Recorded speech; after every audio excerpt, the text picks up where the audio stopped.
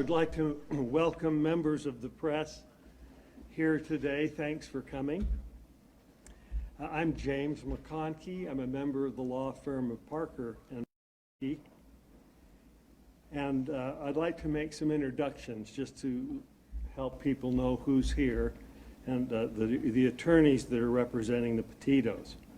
We're honored to have Gabby's parents here today. Gabby has 4 parents who loved and raised her since she was a little child.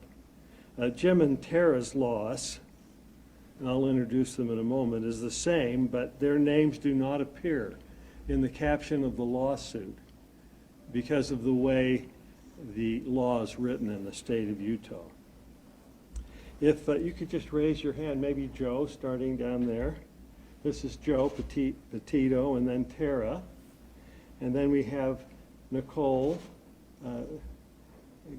Gabby's mother, and then Jim right there. Okay. There are 2 law firms involved, Parker and McConkey. The lawyers who are representing them from that firm are Brad Parker, Brian Stewart, and Steve Jensen, and myself. Also the firm of Zimmerman Boer, which is an appellate firm. Parker and McConkey is a litigation firm. And Fred Voros, if you just introduce yourself, is a member of that firm. He was the retired presiding judge of the Utah Court of Appeals.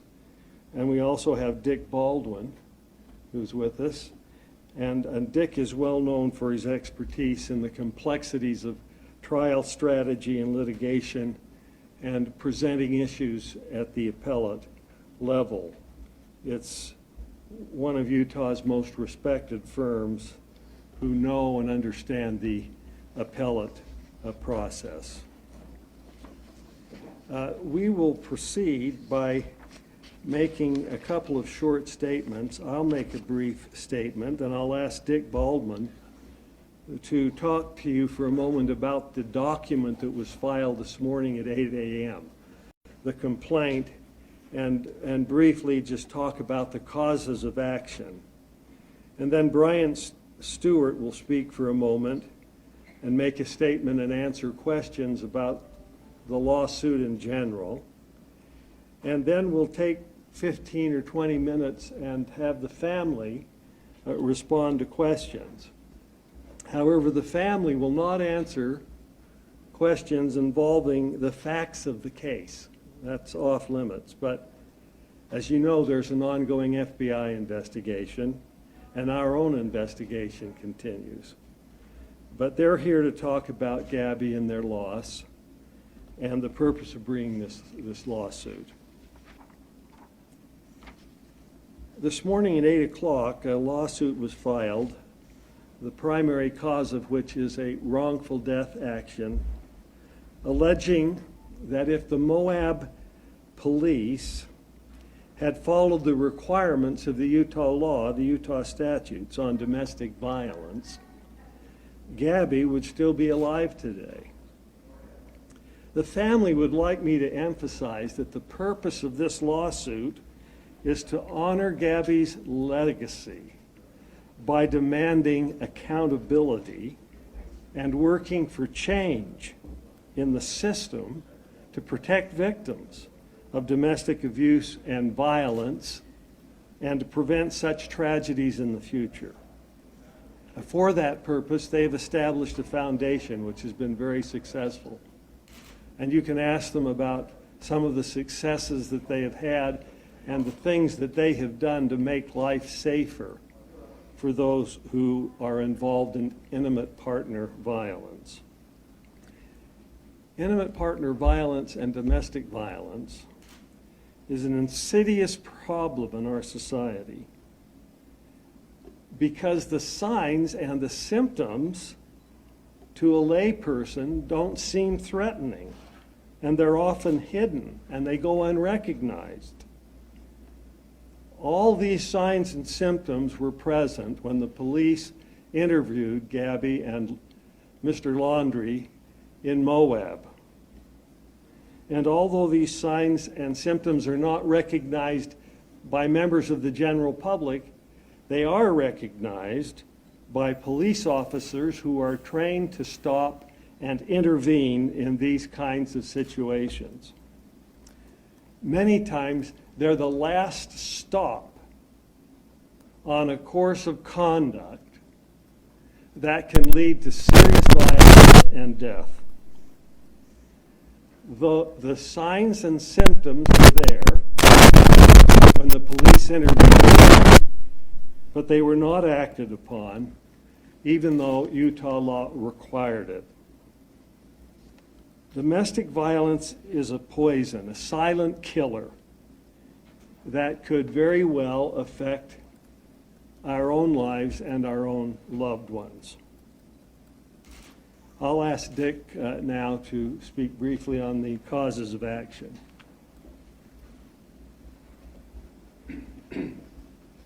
Thank you, Jim. This case involves a horrible tragedy where the Petito family suffered the ultimate loss of their daughter.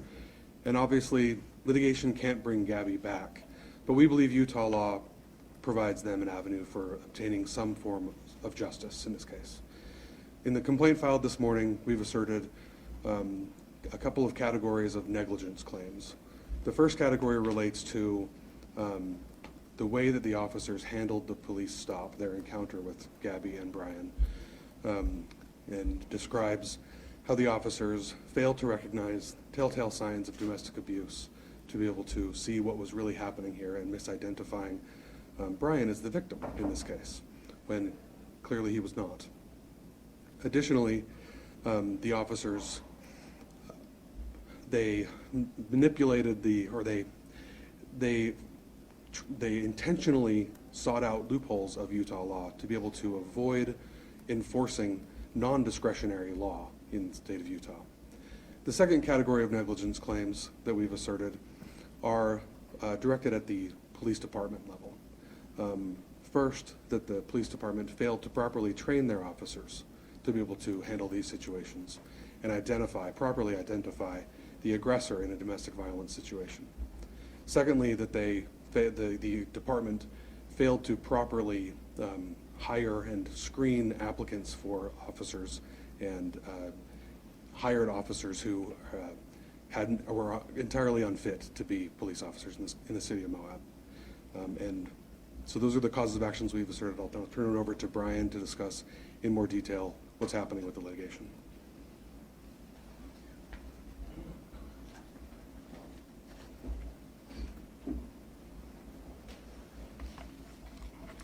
Thank you, Dick, and thank you, Jim. We appreciate you being here today. I'm going to read a brief statement regarding the lawsuit that was filed this morning and some of the information that we've been learning in just recently, and that you've been learning just recently through the lawsuit and through some reports that have already been published. And then I will take any questions that you have and give you the best answers that we can now based on the information that we have. It is an honor to represent Gabby here today, and it has been an honor to represent her parents, Nicole and Jim, and Joe and Tara. Their resilience and determination to use their tragedy to effect positive change and save lives has been an inspiration to millions. Gabby's story has already saved many lives by giving victims the courage to report abuse and to leave violent relationships. They did not take this decision to file a lawsuit lightly. Their desire has never been to simply blame police for their loss. They are grateful for the many devoted officers that take an oath to uphold the law, to serve and protect. They relied on these officers to uphold the law, to serve and protect their daughter. However, when it became clear that the officers involved did not fully investigate the threat that Gabby faced and did not follow the law. They knew they owed it to Gabby to demand accountability and change. They will continue to do that difficult work through the Gabby Petito Foundation and through this civil lawsuit. Now, recently, brave witnesses have come forward with other evidence that has come to light that add new dimension and understanding to how the officers performed in their investigation and their treatment of Gabby that day. The witnesses and evidence that have come forward have demonstrated that Officer Pratt himself has been a domestic abuser who has misused authority and threats of violence to control and intimidate sexual partners, making clear why Officer Pratt was fundamentally biased in his approach to the investigation, identifying with Gabby's abuser, ignoring the victim and her injuries, and intentionally looking for loopholes to get around the requirements of Utah law and his duty to protect Gabby. Based on what we have learned from these multiple sources, we believe that the Moab City Police Department knew or should have known that Officer Pratt, who has a history of pervasive professional and sexual misconduct, including sexual harassment and intimate partner violence, was unfit and unsafe to be a police officer. We hope that they will do that investigation now and take appropriate action. The legislature foresaw the risk of injury and death that happened in this case. And they wrote the statute in such a way that they gave the responsibility to intervene to police officers, to law enforcement, to enforce the law as written by the legislature. And Officer Pratt understood that. Gabby's death was foreseeable and preventable. In a chilling description of Gabby's life-threatening situation and a stunning self-indictment of his own decision to find a loophole to avoid enforcing the law, Officer Pratt stated at the scene, "You know why the domestic assault code is there. It's there to protect people. The reason they don't give us discretion on these things is because too many times women who are at risk want to go back to their abuser. They just wanted him to stop, and they don't want to be separated. They don't want him to be charged. They don't want him to go to jail. And then they end up getting worse and worse treatment, and they end up getting killed." Nevertheless, Pratt intentionally chose not to follow the statute and even stated, "I don't care if we use the actual letter of the law." We believe that Gabby would be alive today if he had done his job to enforce the law as written and protected Gabby that day. I'll now take a few questions and do my best to elucidate any points that are unclear. The Supreme Court has a high threshold for law enforcement lawsuits. Are you laying out the case why you believe that you can overcome that? Because the Supreme Court's been pretty adamant. Well, I mean, we believe that these officers in this situation clearly did not follow the law, and it's clear that the statute is not discretionary. It's mandatory that they effect an arrest and intervene when these circumstances are present. And so this wasn't an act of discretion. It was a knowing violation of the requirement of the law. So are you saying that all police departments need to be making arrests in situations like this? I'm saying that You used the word all- mandatory. I'm saying that all police departments need to follow the law as it is written. Since government immunity shields people from torts in Utah, why does statute matter? And can you explain the constitutional arguments on page 4 of the complaint? Right, and I'm going to let Dick answer the questions on the governmental immunity. I think he's the best person to answer those.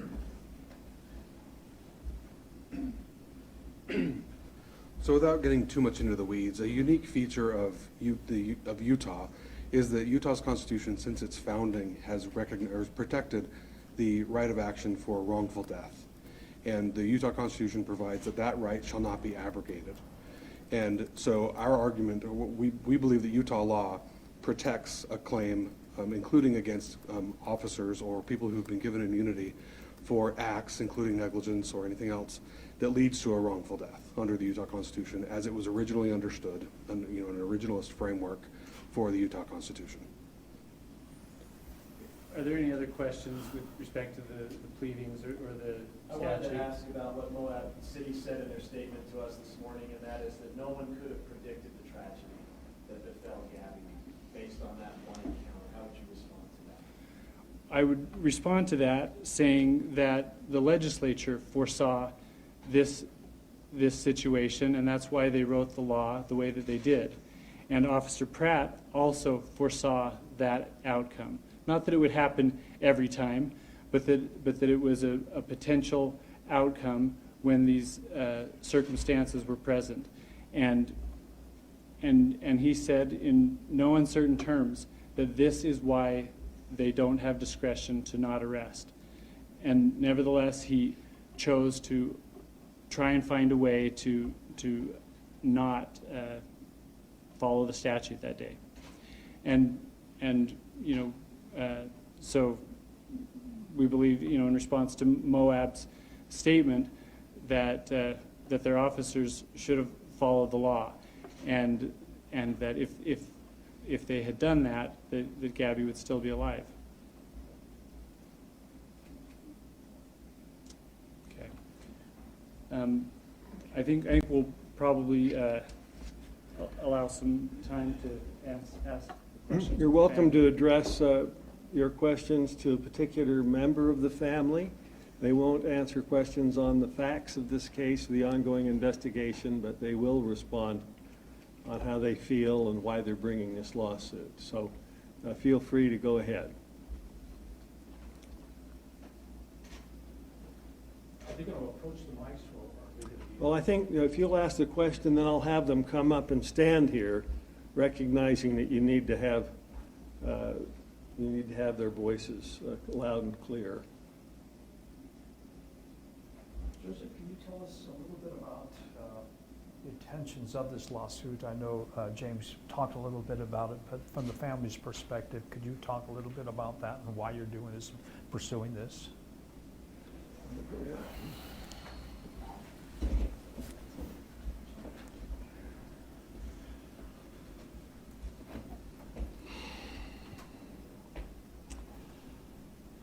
Some things need to change, and I guess there's been some things in the past that I have read, and changes haven't happened, and those changes need to come. And unfortunately, this is the way that's the best way to have those changes made, and it's that simple. No one here, the four of us, don't want to be here. We'd give it up in a second if she was back. Are there any other questions for me? Thank you, everyone.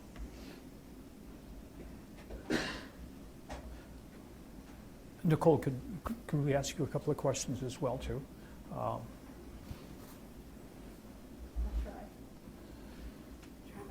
Part of the lawsuit was the loss that you and Joseph and your loved ones have suffered on this. Could you expand a little bit about that?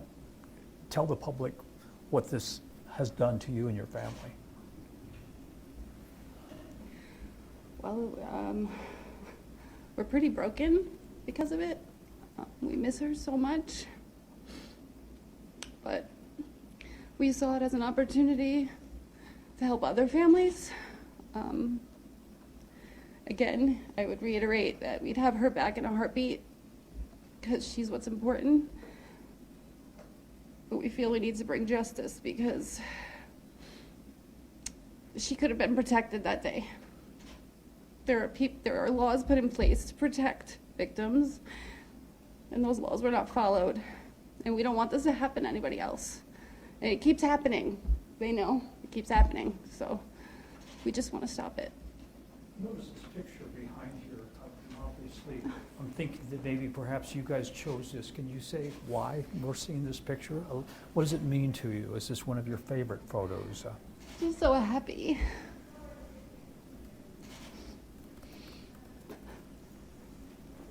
She's just happy. That's who she was. That smile. She was a light, and she still is a light. She's helping so many people through us. We have stories. People tell us that her story inspired them to get out of a relationship or inspired them to change their life and just be a better person and travel, whatever it is. She's inspiring so many people. We're just proud of her. I know this is hindsight, but did she ever give any of you any indication that there was trouble on the horizon?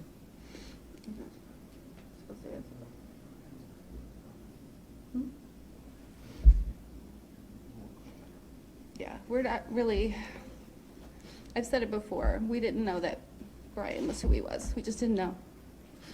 There was no indication of that.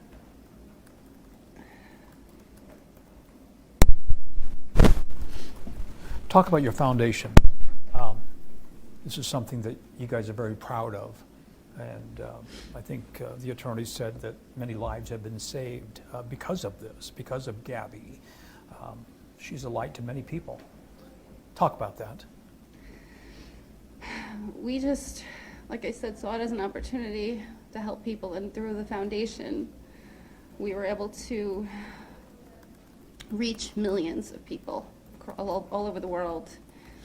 And, you know, we're helping other organizations. We're partnering with them that help missing persons as well as domestic violence. We just hope that our foundation can bring the changes needed on that level. As parents, we want to make a lot of changes, and we hope our foundation can help with that. I don't know if there's anything else you want to add to that. Yeah, it's Gabby's story really resonated with a lot of people across the world, and I guess they saw her in themselves and recognized their potential for the situation that they were in being bad. And we received a lot of messages from people that since we had started the foundation and we started partnering with a lot of these other organizations out there and trying to bring more awareness to the world about it, that it helped recognize that they were potentially in bad situations and now they're doing better. Initially, when we had started the foundation, we had partnered with the Domestic Violence Hotline. They were one of the first organizations to reach out to us, among others. And they allowed us to put a link on our website directly to their website, where someone could go to them for help 24 hours a day, 7 days a week. They can get online assistance with that. They can speak to somebody right there, and they have additional services they can provide. And in the short time from the time in October of last year when we got that up on our website, linked to their website to get help, to right around the beginning of December, they had told us that in that short time alone, that they were able to track over 350 people that had come to our website looking for help, looking for assistance, and were directed to them. And not only went to their website and just looked at it, but were actively receiving help for their situation that they were in. So for us, that was monumental to hear that, you know, in just a short time, that many people were impacted, and that number has grown since that point on. And we've had more organizations that specialize in domestic violence, even missing persons, search and rescue organizations reach out to us, mainly because of the notoriety of Gabby's case, we believe, but because people seem to respond to it and listen to it And we've been able to start working with them behind the scenes and quietly do what we can to assist other people.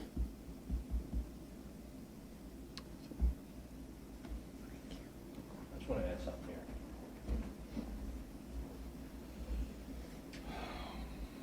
To everybody that's watching or watching this later, if you're in a situation where you feel you're in a domestic violence issue, there are numbers to call, organizations to help you. Reach out. They will help. You guys have a lot of affiliates here and stuff like that. I would ask you to go back to them and put up a link to those organizations, whether it be the National Domestic Violence Hotline or a local or national missing person site, so that people can get help, because they are the ones that matter now. And they might not know where to turn, so when they see something like this, because this story resonates with them, hopefully they can get the help and not end up on a picture behind us. So I ask for that from everybody. Thank you. Okay, any other questions? And we'll bring it to a close. Yes. The witness statements that you referenced earlier on the Officer Pratt, is that just witness? Is there other evidence that you point to his behavior before he was hired?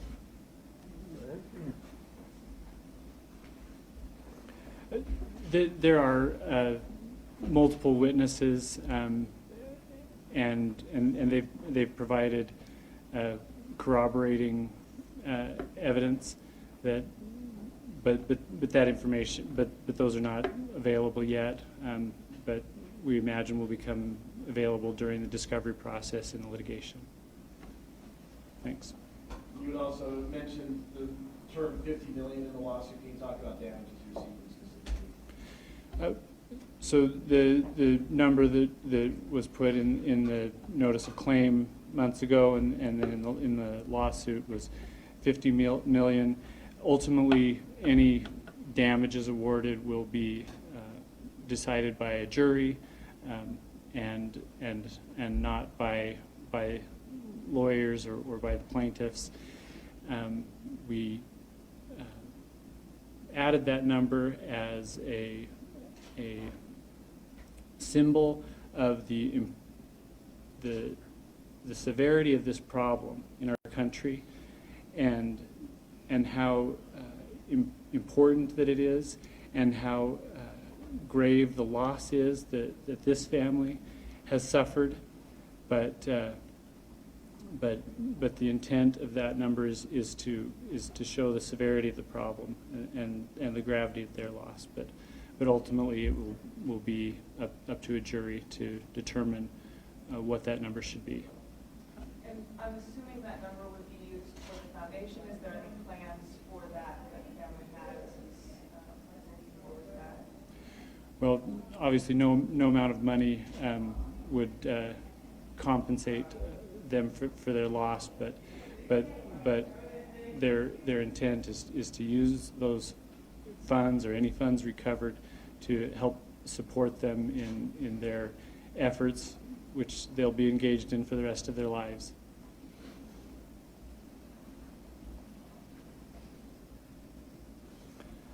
Thank you so much. We appreciate you being here. And Yeah, thank you. We'll call it a close, and thanks for coming. Thank you, everyone. Let's go out this way. Breaking news on WFLA Now. Here is JB Buno.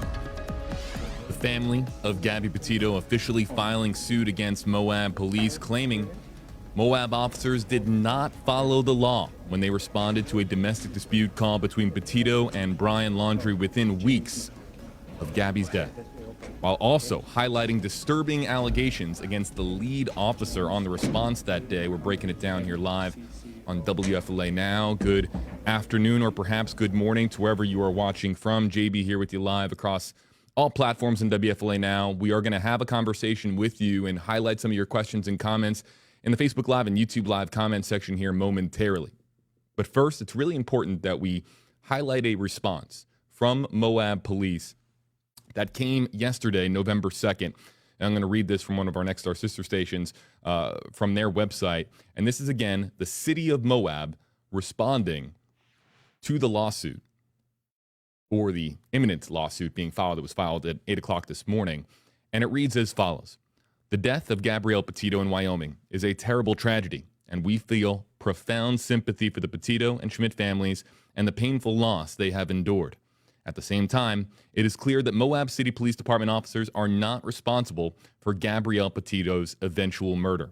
Ms. Petito is believed to have died in Wyoming in late August 2021, more than 2 weeks after she and Brian Laundrie visited Moab and interacted with Moab City Police. At that time, our officers acted with kindness, respect, and empathy toward Ms. Petito. The attorneys for the Petito family seem to suggest that somehow our officers could see into the future based on this single interaction. In truth, on August 12th, no one could have predicted the tragedy that would occur weeks later and hundreds of miles away. And the city of Moab will ardently defend against this lawsuit. So there is a legal battle brewing. It's really underway between the Petito family, their attorneys, of course, and now the city of Moab for that terrible incident that occurred in Moab again on August 12th of 2021. This video that has been played back countless times. People that have been following the Gabby Petito and Brian Laundrie story, of course, over the last year plus, so familiar with this video, portions of this video, difficult to watch because, of course, it giving us in that body camera video, giving us an inside look as to what officers were seeing and hearing in response to this, again, this 911 call that came in. And the 911 call that came in, as a reminder, it was a 911 call with the 911 caller claiming that they saw Brian attack Gabby. But it was actually after the response from the Moab officers, including Officer Pratt, who we will be talking about here in just a moment. It sounds to me like she is the primary aggressor, is one of the quotes that I have from my notes talking about what Moab city officers were saying when they responded over the course of that hour or so in August of last year. So there's a lot to break down with this lawsuit. I want to remind our audience, you can click on the link in the description on this video. It'll take you over to WFLA.com or one of our sister station websites, and you can read the latest. If you don't want to hear it from me, if, of course, you're just looking to read the latest and you want particular details on the lawsuit itself, which we will be breaking down, but if there's an audience out there, of course, that prefers to read it in article form, and our article is in the link in the description on this video across all platforms on social media as we're here live on WFLA Now. What we're going to do is we're going to take your comments across social media here, but what we are going to do is transition exclusively to YouTube Live in a period of about 5 minutes. In about 5 minutes time, we're going to be just talking to our YouTube Live audience. We're live across a lot of Facebook pages right now. I think about 3 or 4 dozen Facebook pages. And of course, with it being election season and the way the live streaming works, we know, of course, that there is a lot of news right now in our country. So we're going to kind of go exclusively over to YouTube Live in a few minutes. But I want to go to this reporter for our next sister station listen in for. Law enforcement did not do their job. So that's what I was listening for. And they certainly raised that point throughout this news conference.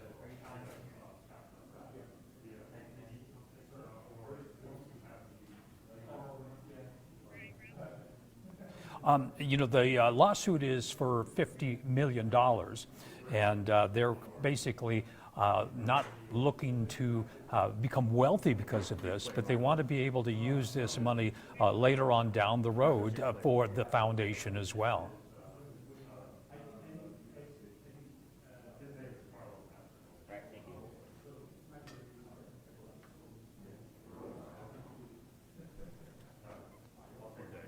I heard nobody in my ear, man. Nobody.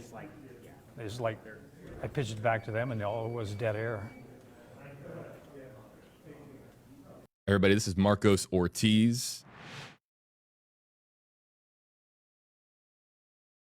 Just catching up with some of the comments here, and I'll have to clear this comment out. We are going to be animating some of the comments on screen, of course, if it uses hashtag HeyJB. So what we're going to do, folks, We're going to transition now to YouTube Live. That was, again, I want to make that clear. That was from our next star sister station, Marcos Ortiz, a reporter for, again, the ABC affiliate in Salt Lake City, Utah. And I appreciate having him asking some questions in the room to attorneys as well as the Petito and Schmidt family. We're going to now move over and transition to YouTube Live exclusively. If you want to be part of our conversation as we break down the lawsuit a little bit, have a conversation, spotlight some of your comments, answer some of your questions, if you want to be part of that interaction, that interactivity, hop over to the WFLA YouTube Live page. But if you want to read the very latest on the lawsuit itself, it's across all platforms right now. You can click on the link in the description on this video, and it will, again, take you over to WFLA.com. You might also get taken to one of our Next Star sister station websites where you can, again, read the latest on this story back in 30 seconds on WFLA Now.